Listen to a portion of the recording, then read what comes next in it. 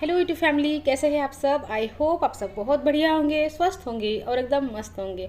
Friends, क्या भगवान आपकी भी प्रार्थना नहीं सुनते हैं? पूजा पाठ कर करके थक गए हो, प्रार्थना करके थक गए हो, मंदिर बदल बदल के थक गए हो, कभी इस मंदिर कभी उस मंदिर, कभी गुरुद्वारे कभी चर्च कभी कहाँ, कभी ये व्रत कर लिया कभी वो व्रत कर लिया, सारे व्रत कर लिए लेकिन बात नहीं बनी। तो अगर आपके साथ में भी ऐसा होता है तो ये वीडियो आपके लिए है। तो चलिए फ्रेंड्स, बात करते हैं कि भगवान हमारी प्रार्थना क्यों नहीं सुनते हैं। पहले दो कमेंट्स का जवाब मैं दे देती हूँ। दो नहीं, चार कमेंट है, कभी कभी भूल जाती हूँ। तो फ्रेंड्स, आपने पूछा है कि क्या मैं फैमिली के साथ में रहती हूँ या अलग रहती हूँ। फ्रेंड्स, मैं अभी अलग रहती हूँ, लेकिन शादी के 10 साल मतलब शादी के 10 साल बाद तक मैं फैमिली के साथ में रही हूँ, मतलब जॉइंट फैमिली में रही हूँ और गाँव में रही हूँ। और दूसरा सवाल ये है कि लिखना कितने दिनों तक है। तो फ्रेंड्स, आप पॉजिटिव अफर्मेशन जो है ना हमेशा लिखिए। कोई हमको बहुत ज़्यादा टाइम नहीं लगता है, उसमें 5 मिनट हमारे लगते हैं दिन के। तो सुबह उठते ही सबसे पहले आप अफर्मेशंस लिखिए पॉजिटिव वाली अपने लिए। और दूसरी चीज़, जब आपको कोई थॉट बहुत परेशान कर रहा है, बार बार एक ही थॉट मन में आ रहा है, उसकी वजह से रोना आ रहा है, न चाहते हुए भी वही बात घूम रही है दिमाग में, तो वो जो बातें होती है ना, ऐसी बार बार होती है ना हमारे साथ में, कभी कोई कुछ बोल दे रहा है, कभी कुछ हो जा रहा है, तो वो जो बातें हैं ना जो हमको परेशान कर रही है, उनको आप पेपर पर लिखिए और उसको ना फाड़ दीजिए, फेंक दीजिए या तो फिर जला दीजिए। उनको एक ही बार लिखना है, उससे आपको बहुत रिलीफ मिलेगा। वो जो थॉट है ना बार बार आपके माइंड में नहीं आएगा। तो पॉजिटिव अफर्मेशंस रोज़ लिखनी है, और जो बातें परेशान कर रही है उनको एक बार लिखना है और फाड़ना है, फेंक देना है, किसी को बताने की ज़रूरत नहीं है, या तो फिर जला देना है। और अभी दो कमेंट्स ऐसे हैं कि कोई एक तो बीमारी के डर की वजह से परेशान है और एक बीमारी से परेशान है।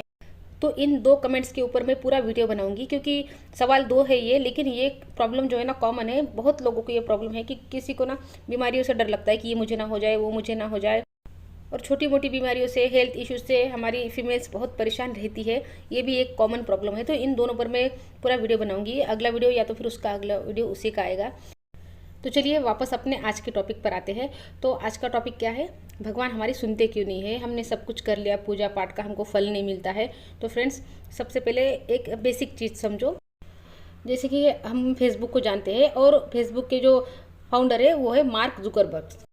तो अब हम इतने जो लोग हैं, इतने सारे फेसबुक चलाते हैं, तो क्या ऐसा होता है कि वो जो उनके जो फाउंडर है, जो फेसबुक के फाउंडर हैं, वो खुद आके आप हमारी जो वीडियोज़ है, हमारी फ़ोटोज़ है, एक दूसरे में पहुंचा रहे हैं। जैसे कि मुझे आपको कोई फ़ोटो पहुंचानी है या आपको मुझे पहुंचानी है, तो क्या वो खुद मार्क जुकरबर्ग ऐसा कर रहे हैं कि मेरी फ़ोटो आप तक पहुंचा रहे हैं और आपकी फ़ोटो मुझ तक पहुंचा रहे हैं?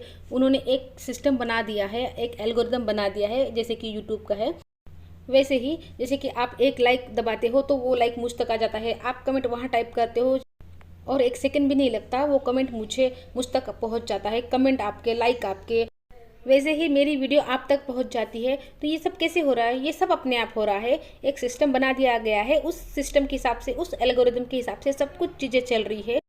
तो फ्रेंड्स, अगर एक मामूली इंसान इतना बड़ा एल्गोरिदम, इतना बड़ा सिस्टम बना सकता है, तो फ्रेंड्स, जिसने हम सबको बनाया है, हम इंसानों को बनाया है, वो परमपिता परमेश्वर, क्या वो ऐसा सिस्टम नहीं बना सकते? तो उन्होंने भी एक सिस्टम बना रखा है, उसी के हिसाब से चीज़ें चल रही है। अब हम सिस्टम को नहीं समझ रहे हैं, हम उसको यूज़ करना नहीं जानते हैं, तो इसमें भगवान की गलती नहीं है। हमको ये सीखना होगा। जैसे कि अगर हमको फेसबुक यूज़ करना है तो हमको पहले वो फेसबुक सीखना तो होगा कि कैसे ऑपरेट करता है। जब तक हम सीखेंगे नहीं तब तक हम वो ठीक से यूज़ नहीं कर पाएंगे, वो मतलब हमारे लिए काम नहीं करेगा उस तरीके से। तो वैसे ही भगवान ने ये जो सिस्टम बना रखा है ना, ये हमको सीखना होगा, समझना होगा कि भगवान ने ये कैसे बनाया है, कैसे काम करता है, इसके नियम क्या है। तो अब हम ये कैसे सीखेंगे? जैसे कि अगर हमको फेसबुक यूज़ करना है तो हमको किससे सीखना पड़ेगा? जिसको वो अच्छे से यूज़ करना आता है, कोई ऐसा जो फेसबुक चलाने में मास्टर है। तो वैसे ही जो ये भगवान का एल्गोरिदम है, सिस्टम है, वो हमको किससे समझना होगा? कोई ऐसा जिसको इस सिस्टम के बारे में, नियमों के बारे में बहुत अच्छे से पता है। और वो कौन हो सकता है? फ्रेंड्स, भगवान हमेशा अपने मैसेंजर इस धरती पर भेजते रहते हैं पूरी मानवता को समझाने के लिए। जैसे कि स्वामी विवेकानंद है, गौतम बुद्ध है, जीसस है, हमारे साधु संत है, किताबें हैं, बहुत कुछ है। कोई वीडियो हो सकता है, कोई भी जिससे आप सीखना चाहे, जो आपको सिखा सकता है, जो इसमें मास्टर है, जिनको इन नियमों के बारे में सब पता है। तो फ्रेंड्स, बेसिक बात यही है कि हमको सिस्टम को समझना होगा भगवान ने जो बनाया है, और उन नियमों पर चलना होगा। बस फिर सब अपने आप होगा। जैसे कि देखो, सूरज अपने आप निकलता है, चांद अपने आप निकलता है, अपने अपने टाइम पर सुबह होती है तो सूरज निकल जाता है, रात होती है तो चंद्रमा आ जाता है। सब कुछ अपने टाइम पर हो रहा है और कोई कुछ भी नहीं कर रहा है, सब कुछ अपने आप हो रहा है। मौसम बदल रहे हैं, धूप खिल रही है, बारिश हो रही है, हवा चल रही है, सब कुछ हो रहा है फ्रेंड्स, अपने आप हो रहा है। सब भगवान के सिस्टम के हिसाब से, एल्गोरिदम के हिसाब से अपने आप हो रहा है और सदियों से होता जा रहा है। और इस सिस्टम में कभी ग्लिच नहीं आता, कभी खराबी नहीं आती। तो फ्रेंड्स, हमको भी ये जो नियम है भगवान ने बनाए हैं, इनको समझना होगा पहले तो, और उसके बाद फिर इन पर चलना होगा, तब फिर सब अपने आप होगा हमारी लाइफ में। अब अगर हम यहाँ पर ये बोल रहे हैं कि मैं पूजा पाठ करती हूँ, मैं इतने सारे व्रत करती हूँ, सब कुछ करती हूँ, लेकिन भगवान मेरी नहीं सुनते, तो यहाँ पर हम उनके जो बनाए हुए नियम है उस पर नहीं चल रहे हैं, इसलिए हमारी प्रार्थनाएं भगवान तक नहीं जाती है। और जाती भी है ना तो भगवान उसको पूरी नहीं कर पाते हैं, क्योंकि वो नियमों के खिलाफ है। इस धरती पर फ्रेंड्स, अगर भगवान भी अवतार लेंगे तब भी उनको इस धरती के नियम के हिसाब से चलना पड़ेगा। जैसे कि भगवान राम इस धरती पर आए तो तब भी उनको वनवास जाना पड़ा, उनको दुख सहन करना पड़े। भगवान भी नियमों से बंधे हैं, तो आप नियमों पर चलिए, सही कर्म कीजिए। जो मैं अपनी वीडियो में बार बार बताती हूँ कि सही कर्म कौन से है, गलत कर्म कौन से है। अगर हम गलत कर्म कर रहे हैं तो हमको उसका अच्छा फल कभी नहीं मिल सकता फ्रेंड्स। कितना भी हम पूजा पाठ कर ले, कितने भी दिन रात हम भगवान के चरणों में पड़े रहे, भगवान चाह कर भी हमारे लिए कुछ नहीं कर सकते। और वैसे ही अगर हम भगवान की पूजा नहीं कर रहे हैं, पूजा पाठ नहीं कर रहे हैं, कोई व्रत, कोई उपवास, कुछ भी नहीं कर रहे हैं, लेकिन अगर हम सही नियमों पर चल रहे हैं, सही कर्म कर रहे हैं, तो तब आपको सब कुछ मिलेगा। भगवान दे नहीं दे, मतलब यहाँ पर भगवान का कोई रोल ही नहीं है, भगवान ने सिस्टम बना रखा है। लेकिन एक बात यहाँ पर यह है कि अगर हम सही कर्म कर रहे हैं, धर्म पर चल रहे हैं और उसके बाद भगवान की पूजा पाठ वगैरह कर रहे हैं, भगवान की भक्ति कर रहे हैं, तब हमको उसका फल मिलता है। तो पहला बेसिक रूल यहाँ पर यही है कि हमको नियमों को समझना है और नियमों पर चलना है, उसके बाद भगवान आपके सुनेंगे।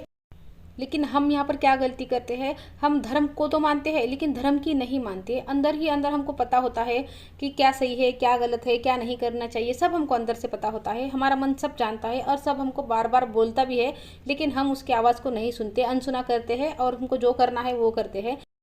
तो हम ये गलती करते हैं, इसलिए हमारे कोई पूजा पाठ, कोई व्रत उपवास हमको कोई लाभ नहीं देते। तो फ्रेंड्स, इस धरती पर अगर हम हैं ना, तो हमको बस ये एक बात याद रखनी है कि हमको सही कर्म करने हैं।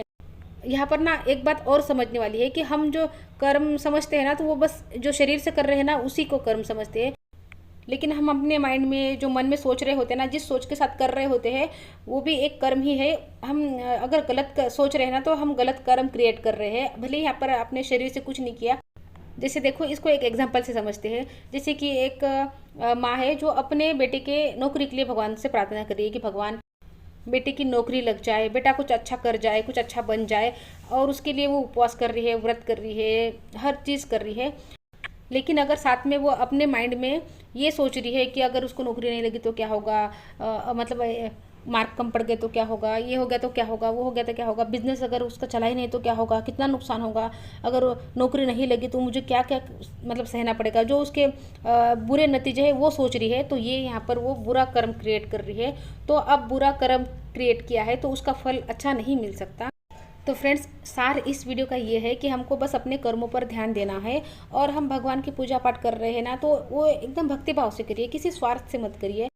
जहाँ पर आपने किसी स्वार्थ से भक्ति की तो वो तो व्यवहार हो गया, वो तो भक्ति हुई नहीं। भक्ति तो मतलब डूब कर भक्ति करिए, करनी है तो तब आपको भगवान ऐसे संभालेंगे जैसे कि एक छोटे बच्चों को उसकी माँ संभालती है। बच्चों को कोई चिंता नहीं होती किसी चीज़ की, सारी चिंता उसकी माँ की होती है।